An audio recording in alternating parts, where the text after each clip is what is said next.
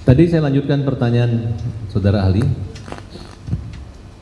Awalnya adalah kecelakaan. Tiba-tiba karena ayah korban ini adalah polisi bagian narkotika di Polres Kota. Kemudian saya nggak tahu gimana ceritanya sehingga lokus dalam perkara ini ada 3 tempat. Karena awalnya kalau kecelakaan itu hanya di Polsek Talun. Kemudian dari keterangan BAP awal, Rudiana mengaku menjelaskan siapa pelaku, bahkan Rudiana bisa menentukan titik luka segala macam walaupun belum dilakukan otopsi, visum sudah. Kemudian dia bertemu Aib dengan latar belakang begini-begini, pernah diajukan pemukulan. Setelah itu, seperti yang dari awal saudara ahli menjelaskan, tidak mungkin orang yang sudah membunuh tiba-tiba 3 hari kemudian nongkrong lagi berkumpul di tempat yang sama. Bagaimana sikap pendapat daripada ahli ya? Melihat dibiarkannya seorang ayah yang polisi ya dalam perkara ini dengan melakukan dari pengakuan seluruh saksi penyiksaan, kekerasan, dengan upaya-upaya langkah kami untuk melakukan penyewaan kembali untuk menganulir kembali hukuman tersebut. Izin majelis, saya coba rangkum dulu pertanyaan yang panjang itu. Jadi saudara penasihat hukum meminta pandangan saya tentang apa pandangan ahli terkait dengan seorang ayah yang sekaligus personil penegakan hukum yang melakukan penyiksaan. Ya. Itu tadi yang membuat serba salah, artinya lembaganya mengatakan ini anaknya yang dibunuh. ya. Nah, sedangkan pada saat pemeriksaan di Propam sana hasilnya dia dianggap tidak ada dalam surat penyidikan, tidak ada dalam surat perintahan, tapi dia melakukan. Kenapa? Gampang dibaca. Pelapornya adalah Rudiana. Kemudian Rudiana yang mengaku menangkap, Rudiana yang mengaku mendatangi gitu. Jadi artinya dengan dibebaskannya satu pelaku berarti Rudiana telah melakukan satu laporan palsu dalam hal ini. Mohon pendapat dan ketajaman analisa dari ahli. Ada 3 kata kunci yang saya dapat majelis dari saudara penasihat hukum. Pertama, penyampaian laporan palsu. Yang kedua, seorang ayah yang sekaligus merangkap sebagai otoritas personil penegakan hukum. Dan yang ketiga, melakukan penyiksaan. Izin majelis, ini sekaligus permintaan maaf saya kepada Ibtu Rudiana. Saya harus secara rendah hati mengakui bahwa saya telah salah dalam menilai Ibtu Rudiana. Sebelumnya, saya dengan segala hormat menganggap, kalimat saya jangan dipotong dulu ya, karena kalau dipotong nanti jadi salah tafsir ini. Dulu saya menganggap Ibtu Rudiana ini sebagai potret personil penegakan hukum yang menjahati masyarakat dan menyusahkan lembaganya sendiri, menyusahkan institusi Polri. Itu simpulan saya dulu.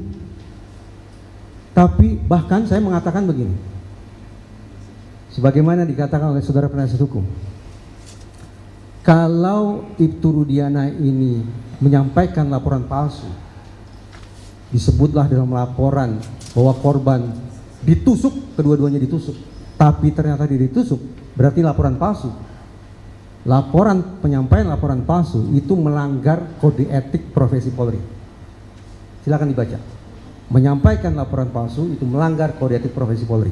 Yang kedua, kalau Ibtu Rudiana ini baik dengan tangannya sendiri maupun merorkestrasi pihak lain untuk melakukan penganiayaan terhadap terperiksa, itu pun melanggar kode etik profesi Polri.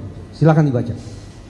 Yang ketiga, kalau terjadi konflik kepentingan, pada satu sisi berstatus sebagai orang tua, pada sisi lain berstatus sebagai personil penegakan hukum, terjadi konflik kepentingan yang mengganggu objektivitas kerja yang bersangkutan, ini pun melanggar kode etik profesi Polri.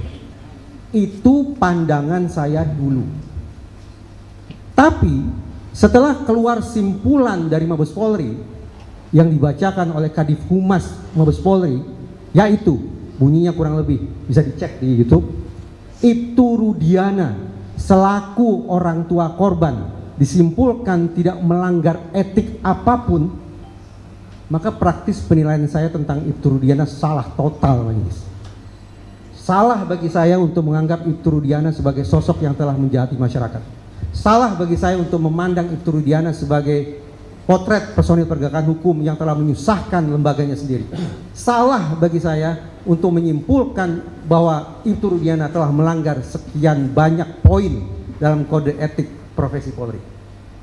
Atas dasar itu, dengan segala kerendahan hati, berbasis pada simpulan Mabes Polri, hasil pemeriksaan Propam dan Irwasum, saya dengan kerendahan hati mengaturkan permintaan maaf kepada Bapak Ibtu Rudiana selaku personil Polri. Demikian. Tetapi kembali ke pertanyaan saudara penasihat hukum. Seandainya hal-hal yang saudara katakan tadi itu benar adanya, maka tadi sudah saya sampaikan. Membuat laporan palsu, menyiksa terperiksa, dan kehilangan objektivitas akibat konflik kepentingan itu merupakan pelanggaran kode etik profesi Polri. Demikian. Maksudnya Bapak minta maaf kepada Rudiana karena dianggap benar gitu. Saya tidak punya landasan lain kecuali menyimak dan mengiyakan simpulan Mabes Polri.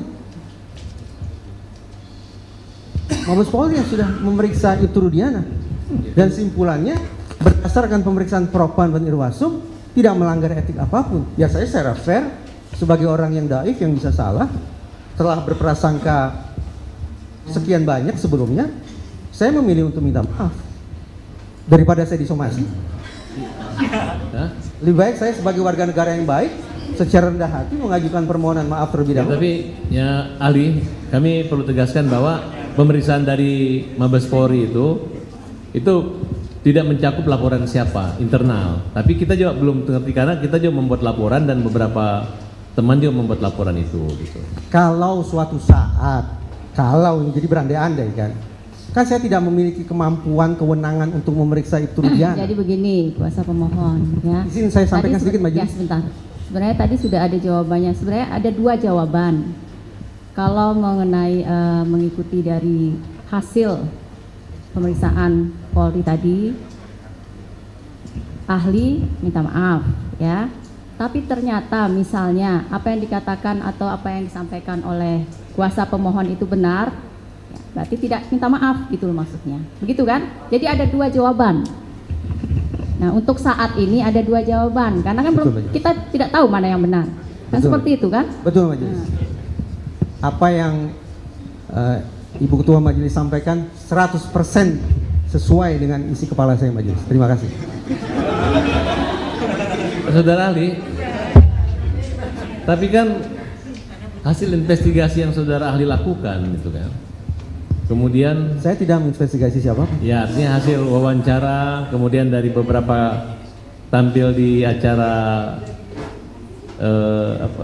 media di iNews TV maupun TV One ya, iNews terutama yang saya dengar itu kan, bahwa jelas-jelas sudah ahli mempertegas bahwa pemeriksaan ini bukan mengejar keterangan, mengejar pengakuan gitu, pengakuan tersangka gitu.